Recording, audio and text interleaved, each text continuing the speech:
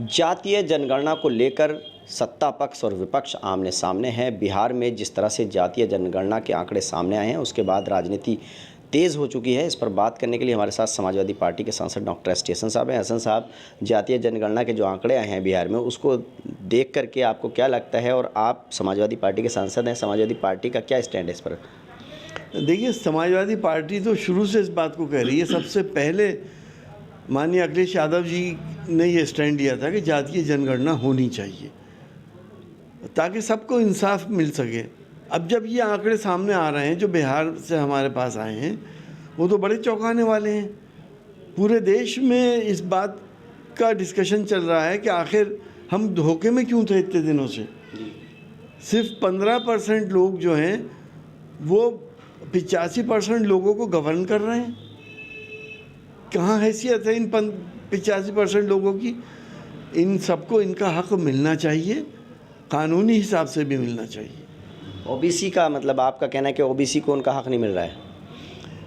जाहिर है, आप देख नहीं रहे कि जो 85% ओबीसी आ रहे हैं, आपके नौकरियों में कितने परसेंट हैं? दिल्ली के अंदर 90 जो हमारे सेक्रेटरीज़ हैं सबसे बड़े जो चलाते हैं, जैसे राहुल गांधी जी ने अब पार्लियामेंट में कहा था, उन 90 में 3 ओबीसी के सेक्रेटरी हैं।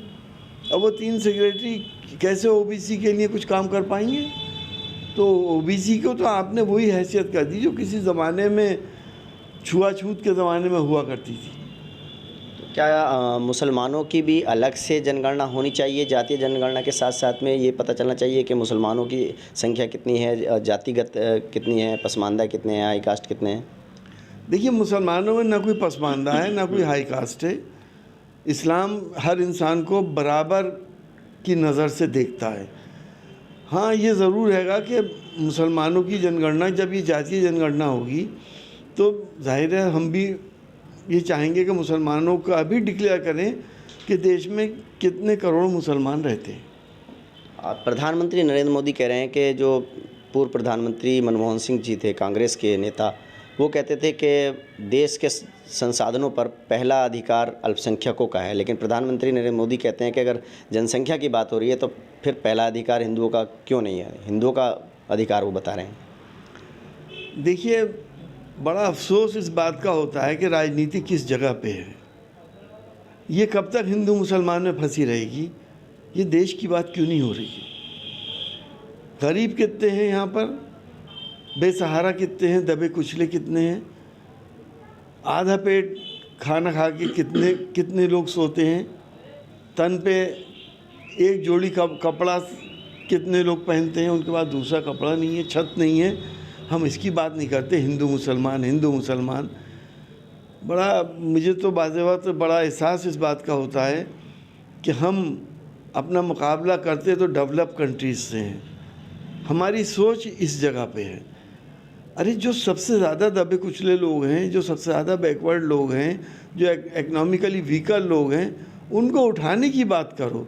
हिंदू मुसलमान में मत बांटो, बहुत हो गया। पश्चिम उत्तर प्रदेश को अलग से मतलब एक प्रदेश बनाने की मांग चल रही है, जो संजीव बालियान ने कहा, फिर संगीत सोम ने उसका विरोध कर दिया, शफीकुर रहमान साहब ने जो है सपा के सांसद हैं, उन्होंने समर्थन कर दिया। आप क्या मानते हैं, क्या पश्चिम उत्तर प्रदेश बनना चाहिए? देखिए, अभी तो हम इस बात को नहीं मानते। यूपी एक ही हाथों में रहना चाहिए, वेस्ट यूपी से ईस्टर्न यूपी तक। हम डिवीज़न के फेवर में पर्सनली हम नहीं हैं। अच्छा, आज जो आम आदमी पार्टी के नेता हैं संजय सिंह, उनके घर पर ईडी के जो छापे पड़ रहे हैं, उसको लेकर के काफ़ी विपक्ष के नेता जो है सरकार को घेर रहे हैं। आप क्या मानते हैं?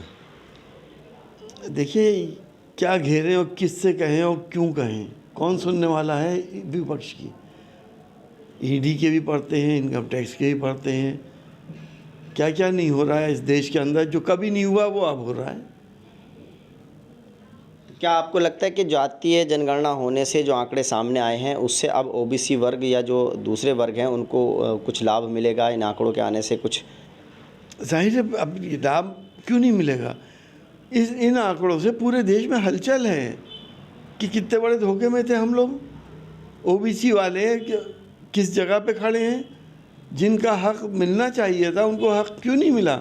अब हमें उम्मीद है कि सबको बराबर का हक मिलेगा और जो पसमानदा लोग हैं, चाहे हिंदू हो चाहे मुसलमान हो, पसमानदा वो मत समझना जो मुसलमान के लिए एक नया टर्म आई है, वो उन लोगों को अपलिफ्ट किया जाएगा और उन लोगों को जब तक हम मेन स्ट्रीम में नहीं लाएंगे, जब तक हम सुपर पावर या महाशक्ति नहीं बन पाएंगे। समाजवादी पार्टी के सांसद का मानना है कि जातीय जनगणना होने से जो ओबीसी वर्ग है, जो पिछड़ा वर्ग है, उसकी संख्या पता चलेगी और उसके बाद उनको उनका हक मिल सकेगा।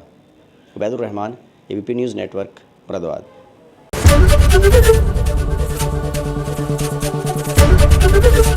एबीपी गंगा, खबर आपकी, जुबान आपकी।